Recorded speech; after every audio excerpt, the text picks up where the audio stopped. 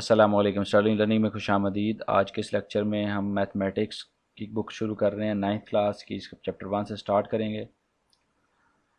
Chapter 1 का नाम है जी मैट्रिसेस एंड डिटर्मिनेंट्स, कालब। और मैट्रिसेस को कहते हैं उर्दू में हम कालब कहते हैं। जो सबसे पहले इसमें कुछ डेफिनेशंस हैं वो हम देखेंगे। जब डेफिनेशंस को देखेंगे तभी हम इसकी जो एक्सरसाइज 1.1 है उसको सॉल्व करने के काबिल होंगे।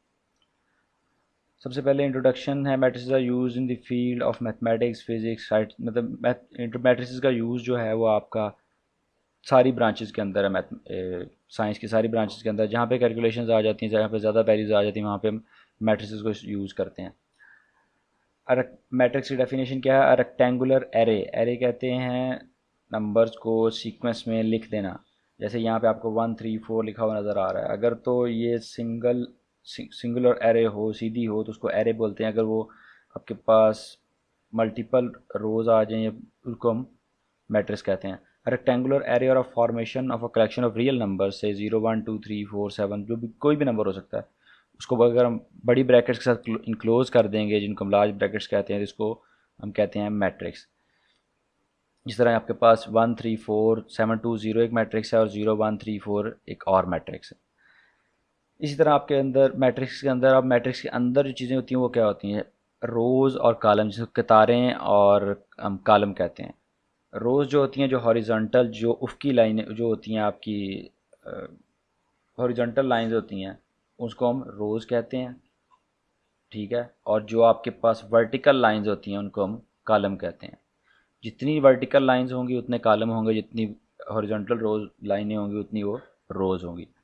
अच्छा, अब मैट्रिक्स की डेफिनेशन होगी, रोज एंड कॉलम्स को पता चल गया। अब इन रोज एंड कॉलम से हम इस किसी भी मैट्रिक्स का ऑर्डर डिफाइन करते हैं। The number of rows and columns in a matrix specifies its order if a matrix M has M rows and N columns. M और एन कोई भी नंबर हो सकता है कि 3 रोज 2 कॉलम, या 2 रोज 3 कॉलम, कुछ भी हो सकता है। Then M is said to be an order M by N. तो पहले हम लिखते हैं रोज और फिर लिखते हैं कॉलम। एम बाय एन लिख लो। इस एम बाय एन को जब हम मैथमेटिक्स में लिखेंगे तो क्या करेंगे? एम मल्टीप्लाई का साइन डालेंगे, उसके अंदर एन लिख देंगे। जैसे यहाँ पे इसका ऑर्डर है 2/3, तो इसको अगर मैं इसके साथ अगर ब्रैकेट में लिखता हूँ तो मैं 2 × 3 लिखूंगा। इसमें 2 रोज़ हैं, 3 कॉलम हैं। जितनी हॉरिजॉन्टल लाइंस है उतनी रोज़ हैं, और जितनी वर्टिकल लाइंस है वो कॉलम है। तो इसमें आपके पास 3 रोज़ हैं, 2 रोज़ हैं और 3 कॉलम है, तो इसका ऑर्डर है 2 × 3। अच्छा, इसके बाद अब हमारे पास आ जाता है इक्वल मैट्रिसेस। अगर तो दो मैट्रिसेस इस तरह से हैं कि उनका ऑर्डर भी सेम है, मतलब नंबर ऑफ कॉलम्स और नंबर ऑफ रोज़ बराबर हैं, और उनकी जो उसके अंदर जो वैल्यूज़ हैं, जिनको कहते हैं कॉरस्पॉन्डिंग वैल्यूज़, जैसे इसमें आपको नज़र आ रहा है, उनको हम इक्वल मैट्रिक्स कहेंगे। पहली वैल्यू के बराबर, दूसरा 3 है। इसके अंदर जो मैथमेटिक्स का साइन आता है, ये एक टर्म है। इसके अंदर जो मैथमेटिक्स का जो ऑपरेशन है वो हम करने के बाद इसको हम इक्वल करेंगे। तो 2 + 1 ये भी 3 हो जाएगा। -4 और 4 - 2 ये भी 2 हो जाएगा। तो यहाँ पे पहली टर्म के बराबर, दूसरी के बराबर। जैसे यहाँ पे हम देखते हैं इसको, 1 3 -4 और 2, ये है एक मैट्रिक्स। और दूसरा मैट्रिक्स है 1 2 + 1 और -4 एंड 4 - 2। इसको जब मैं सॉल्व करूँगा तो मेरे पास कुछ इस तरह से मैट्रिक्स बन जाएगा। 1 3, कोई जो अंदर, जो इसके अंदर प्लस माइनस का साइन है, उसको हम सॉल्व करने के बाद वैल्यूज लिखेंगे। -4 और 2। इसमें देखें, इस मैट्रिक्स की और इस मैट्रिक्स की पहली टर्म बराबर है, दूसरी टर्म बराबर है, तीसरी टर्म भी बराबर है, चौथी टर्म भी बराबर है। यही चीज़ यहाँ पे लिखी हुई है। तो ये दोनों मैट्रिक्स क्या होंगे? इक्वल मैट्रिक्स होंगे। अब इसमें आपके पास, अच्छा, अब एक्सरसाइज 1.1 है। जो 3 4 चीज़ें हमने शुरू में की हैं, जिनके बारे में हमने बात की है, उसी के बारे में ये सारा है। इसमें हमने क्या चीज़ें फाइंड करनी है? कुछ मैट्रिसेस दी हैं, उनके हमने ऑर्डर फाइंड करने हैं, और उसके बाद हमने मैट्रिसेस बताने हैं कौन से इक्वल हैं और कौन से नॉट इक्वल हैं, क्योंकि हमने यही चीज़ें अभी पढ़ी हैं। तो ऑर्डर ऑफ द फॉलोइंग, इसका ऑर्डर क्या होगा? 2 3 -5 -6, 2 3 -5 और 6 है। ये मैट्रिक्स ए है। तो इसका ऑर्डर क्या होगा? आपके पास कितने नंबर ऑफ रोज हैं, कितनी लाइनें बन रही हैं? 2। कितने कॉलम हैं? 2। तो इसका ऑर्डर क्या होगा? 2/2 लिख दो, या 2x2 लिख दो, ये आपका इसका बन क्या जाएगा, ऑर्डर बन जाएगा। ठीक है। इसके बाद आपके पास जो दूसरा सवाल है 2 3 0 2 0 3 5, इसमें भी 2 रोज़ हैं, 2 कॉलम्स हैं। अब ये देखें सी देख लें आप, इसमें थोड़ा सा डिफरेंट है। इसमें आपको 2 और 4 दो एंट्री नज़र आ रही हैं, और एक हॉरिजॉन्टल लाइन लगाएं तो कितनी लाइनें बन रही हैं, एक लाइन, और वर्टिकल लाइन लगाएं तो एक और 2 लाइनें। तो क्या होगा इसका order, number of rows into number of columns. Number of rows कितनी है 1, और नंबर ऑफ़ कॉलम्स कितने हैं 2, तो 1 इंटू 2 इसका ऑर्डर बन जाएगा। इसी तरह आपके पास डी है, उसमें डी भी थोड़ा सा डिफरेंट है, इसको भी देख लेते हैं। आपके पास क्या वैल्यूज़ हैं 4 0 6, तो इसमें नंबर ऑफ़ रोज़ कितनी है 1 2 3, और कॉलम कितने हैं 1। तो क्या होगा इसका ऑर्डर, नंबर ऑफ़ रोज़ होता है 3 इंटू 1, तो ये आपके पास इसका ऑर्डर आ गया। इस तरह आपने एफ़ जो है उसमें देख लें, आपके पास एक ही एंट्री है तो इसमें कितने नंबर ऑफ़ रोज़ और कितने नंबर ऑफ़ कॉलम्स होंगे। जब एक ही एंट्री है तो एक ही नंबर ऑफ़ रोज़ होंगी और एक ही कॉलम होगा, क्योंकि ना हॉरिजॉन्टल लाइन एक्स्ट्रा है ना वर्टिकल लाइन एक्स्ट्रा है। जैसे f इज़ इक्वल्स टू 2 है, इस पर अगर आप हॉरिजॉन्टल लाइन लगाएं तो एक ही लगती है, वर्टिकल लाइन लगाएं तो एक ही लगती है, दैट मीन्स 1 इंटू 1। अच्छा, बाकी जो सवाल हैं आप लोगों ने खुद करने हैं, और अगर ना हो कुछ हुआ तो मेरे से पूछ लीजिएगा। इसके बाद आपके पास है दूसरा सवाल, which of the following matrices are equal. अब इक्वल बताने हैं हमने, जो हमने कंडीशन पीछे पढ़ी थी कि ऑर्डर भी सेम हो और नंबर और कॉरिस्पॉन्डिंग एंट्रीज भी सेम हो, तो हमने बताना है कौन कौन से इसमें से सेम है। अब यहाँ पे आपके पास ए है जिसकी वैल्यू है 3, और यहाँ पे 3 5, यहाँ पे ए की वैल्यू कितनी है। मैं यहाँ पे जो सेम मैट्रिसेस हैं उनको इकट्ठा लिखूँगा। आपके सामने बुक है, आपको अगर आपके पास बुक है तो बहुत अच्छी बात है, अगर नहीं है तो आपको सामने जो स्क्रीन पे बुक नज़र आ रही है इसमें आपको वैल्यू नज़र आ जाएंगी, बार बार लिखने की उसमें ज़्यादा इतनी ज़रूरत नहीं है। तो ए आपके पास 3 है। इसके साथ आप देखें कोई और मैट्रिक्स है जिसके अंदर एक ही टर्म हो और वो 3 हो। इसके अंदर 2 टर्म्स हैं और ये इसके बराबर नहीं है। यहाँ पे देखें 5 - 2, 5 - 2 को हम सॉल्व करने के बाद, क्योंकि जो दरमियान में प्लस माइनस का साइन होता है वो टर्म नहीं बदलता, एक ही टर्म होती है, एक ही वैल्यू होती है, और उसमें उसको सॉल्व करके बताना होता है। तो सी क्या है 5 - 2, दैट मीन्स के 5 - 2 3 करेंगे, तो ये आपके पास ए जो है वो सी के बराबर हो जाएगा। इसी तरह आपके पास जो बी और डी हैं, आपके पास बी है 3 5 और डी है 5 3, तो ये बराबर नहीं है, इनकी वैल्यूज सेम है लेकिन उनकी पोजीशन जो है वो उलट है। एक 3 5 है और एक डी जो है वो 5 3 है। तो न सिर्फ वैल्यूज़ का सेम होना ज़रूरी नहीं है, उनकी कॉरिस्पॉन्डिंग पोजीशन भी ठीक होनी सेम होनी चाहिए। अगर यहाँ पे 3 है तो यहाँ पे 3 होता, अगर यहाँ पे 3 है तो यहाँ पे 5 है तो यहाँ पे भी 5 होना चाहिए था, तो ये आपका इक्वल नहीं है। इसी तरह आपके पास एफ़ और जी को देख लेते हैं। मैं चंद का बताऊंगा, बाकी आप लोगों ने खुद करने होंगे। रूल्स एंड रेगुलेशंस जो मैं बता दूंगा और कुछ सवाल मैं किया करूंगा, और बाकी आप लोगों ने खुद करने हैं। जो डिफ़िकल्टी पेश है आप कमेंट में बता दें, उसको हम एज अ होमवर्क कि जब हम एंड पे चैप्टर एंड करेंगे तब उसको मैं दोबारा से आपको रिवाइज़ करवा दूँगा। तो एफ़ और जी को देख लेते हैं। एफ़ है आपके पास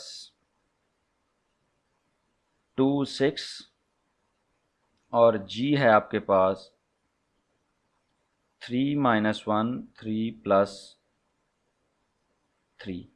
ठीक है। अब ये 2 6 है लेकिन इसके दरमियान साइंस हैं, तो इसको हम जब ऑपरेशन है इनको सॉल्व करेंगे, 3 - 1 2 3 + 3 6, तो ये एफ़ और जी दोनों आपस में बराबर हो जाएंगे। इसी तरह आप इसका आखिरी सवाल है, तीसरा पार्ट जो है इसका, उसमें वैल्यूज़ फाइंड करनी है। 2 मैट्रिसेस दिए हुए हैं और उसके अंदर कुछ अननोन है, जिस तरह हम पहले भी 8th में 7th में हम ये चीज़ें करते रहे हैं कि हम अननोन वैल्यूज़ फाइंड करते हैं अलजबरा में और इस तरह दूसरे कामों में, तो इसमें भी हम यही काम करेंगे। इसी तरह का एक काम है लेकिन इसमें तरीका थोड़ा सा बदल जाता है, इसलिए मुझे जगह ज़्यादा चाहिए, तो इसलिए मैं इसको साइड पे कर रहा हूँ, यहाँ पे वैल्यूज़ लिख देता हूँ और आप उसको देख के कर लीजिएगा। तीसरा सवाल है मेरे पास, उसमें आपके पास कुछ इस तरह से मैट्रिसेस हैं।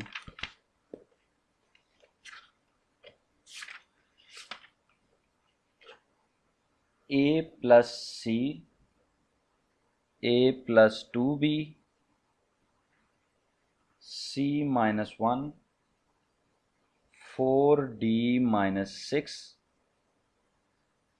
इक्वल्स टू 0 -7,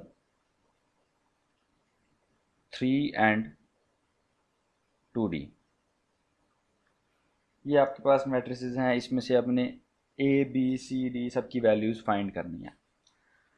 अब इक्वालिटी में जब एक रूल ये भी इसका देख लें कि जब इक्वालिटी में दोनों तरफ मैट्रिसेस हैं और इनका ऑर्डर सेम है, ये भी 2x2 का मैट्रिक्स है, ये भी 2x2 का मैट्रिक्स है, तो हम जब इक्वालिटी आती है दरमियान में तो हम इनकी अलग-अलग एंट्रीज़ को अलग-अलग एंट्रीज़ के बराबर लिख सकते हैं। और इस तरह हम लिखने से हम 4 इक्वेशंस बनाएंगे और उन 4 इक्वेशंस को फिर सॉल्व करेंगे, जिससे हमारा ये क्वेश्चन सॉल्व हो जाएगा।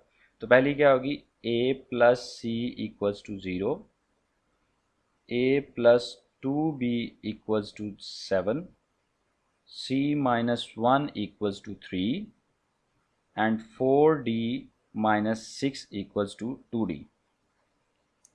अब इसको जब मैं सॉल्व करूँगा तो सबसे पहले मैंने देखना है कि जिसमें मुझे कोई ना कोई इसमें से वो मिल जाए। देखें इसमें ये जो है इसमें एक ही अननोन है। जब भी कोई इक्वेशन होती है उसमें हम अगर अननोन्स निकालने हैं तो हर इक्वेशन से एक अननोन निकल सकता है, बाकी चीज़ें नोन हो तो एक अननोन निकलता है।